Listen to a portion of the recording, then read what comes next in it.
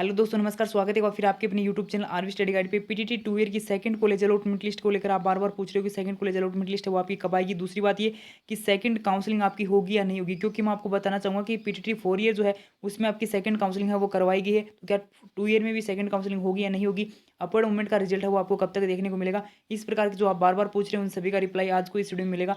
Channel पे आप नए हो, अभी तक सब्सक्राइब नहीं करा तो सब्सक्राइब जरूर कर लेना। वीडियो भले ही कम मिले, जो भी मिलेंगे ऑथेंटिक न्यूज़ के साथ मिलेंगे। तो देखो, अपन बात करते हैं पहले तो अपवर्ड मूवमेंट की, क्योंकि आपने अभी अभी तक अपवर्ड नहीं लगाया ना, तो आप अपवर्ड लगा सकते हो। अभी भी आपके पास समय है।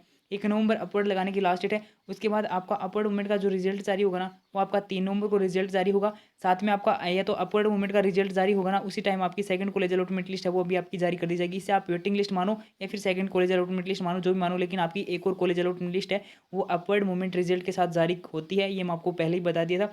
जब 22 तारीख आपकी पहले इसकी लास्ट डेट रखी गई थी, यानी शेड्यूल चेंज नहीं होता तो आपकी 22 तारीख को ये प्रोसेस हो जाती है, लेकिन शेड्यूल चेंज करके आपकी 3 नवंबर कर दिया। तो अभी 3 नवंबर को आपकी दोनों चीज़ें हैं वो अपवर्ड मूवमेंट का रिजल्ट भी आ जाएगा और सेकंड कॉलेज अलॉटमेंट लिस्ट भी आ जाएगी, अगर ये डेट आपकी चेंज नहीं होती है तो।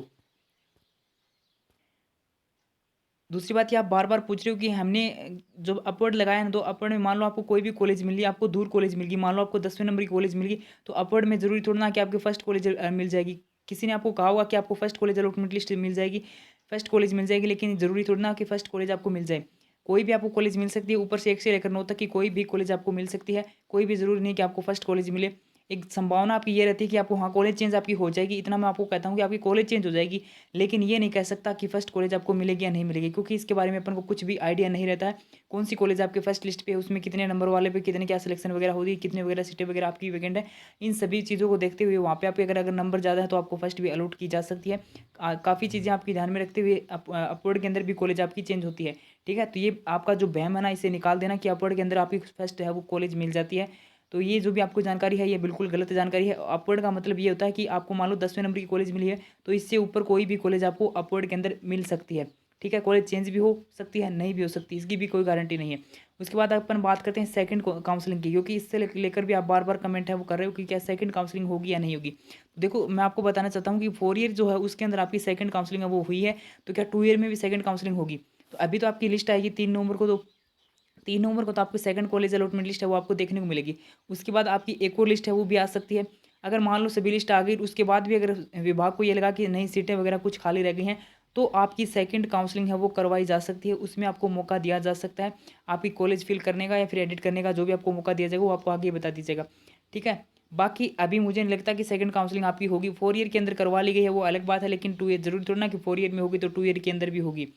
ठीक है, तो ये मैंने आपको पहले भी कहा था कि पहले आपकी लिस्ट आएँगी, अगर उसके बाद भी आगे सीटें वगैरह खाली रह जाती हैं कुछ कॉलेजों के अंदर, तो आपको क्या है कि सेकंड काउंसलिंग है वो करवाई जा सकती है। अगर विभाग को ये लगे कि नहीं सेकंड काउंसलिंग करवानी पड़ेगी, तो सेकंड काउंसलिंग करवाई जाएगी।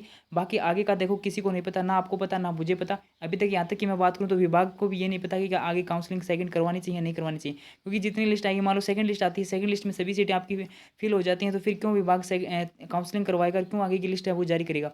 ठीक है, तो इसका रिप्लाई आपका ये है कि आगे का किसी को नहीं पता, जो भी प्रोसेस होगी मैं आपको आगे बता दूंगा। अगर सीटें वैकेंट रहती हैं तो आपकी सेकंड काउंसलिंग है वो करवाई जा सकती है, अन्यथा आपकी सेकंड काउंसलिंग है वो नहीं होगी फिर। ठीक है, उसके बाद एक थोड़ा सा मैं आपको रिफंड के संबंधित मैं जानकारी देना चाहता हूँ, क्योंकि रिफंड को लेकर भी आपकी काफ़ी सारे कमेंट देखने को मिलते हैं। तो रिफंड है कि देखो, आपका 2 प्रकार का रिफंड होता है। एक तो मान लो आपने काउंसलिंग करवाई और आपने 5,000 रुपये देकर काउंसलिंग करवाई, आपको कॉलेज नहीं मिली। दूसरी बात ये, आपको कॉलेज मिल गई और आपने 22,000 जमा करवा दिया, अब आपको वो रिफंड चाहिए।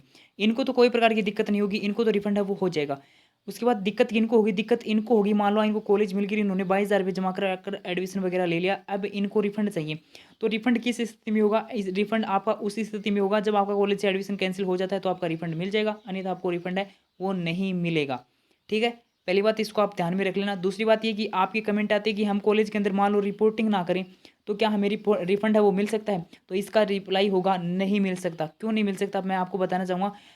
क्योंकि मान लो आपने कॉलेज के अंदर रिपोर्टिंग नहीं की, कॉलेज के अंदर रिपोर्टिंग नहीं करने के कारण क्या आपका एडमिशन कैंसिल हो सकता है।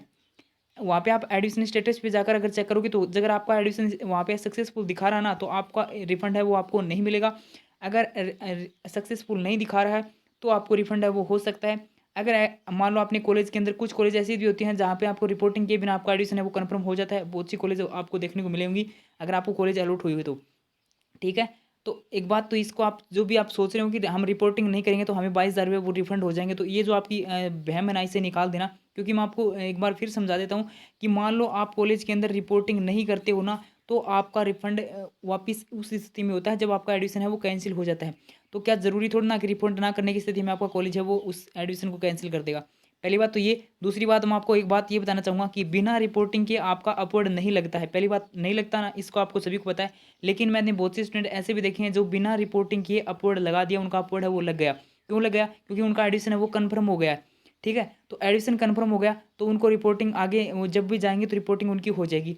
लेकिन उनका अपवर्ड है वो लग गया बिना रिपोर्टिंग के, क्योंकि उनका एडमिशन कन्फर्म हो गया। इसीलिए मैं आपको कहना चाहता हूँ कि अगर आपने रिपोर्टिंग नहीं की, आपका एडमिशन कन्फर्म हो गया है ना, तो फिर आपको 22,000 रुपए नहीं मिलेंगे। ठीक है? चाहे आपने रिपोर्टिंग की हो या फिर नहीं की हो। जो ये आप सोच रहे हो ना हम रिपोर्टिंग नहीं करेंगे तो हमें 22,000 रुपये रिफंड हो जाएंगे, तो ये जो डाउट है ना आपका, जो वहम है, इसे आप निकाल देना। मैंने आपको बता दिया कि एडमिशन कैंसिल होने पर आपको 22,000 रुपये मिल सकते हैं, अन्यथा आपको 22,000 रुपये नहीं मिलेंगे किसी भी स्थिति में।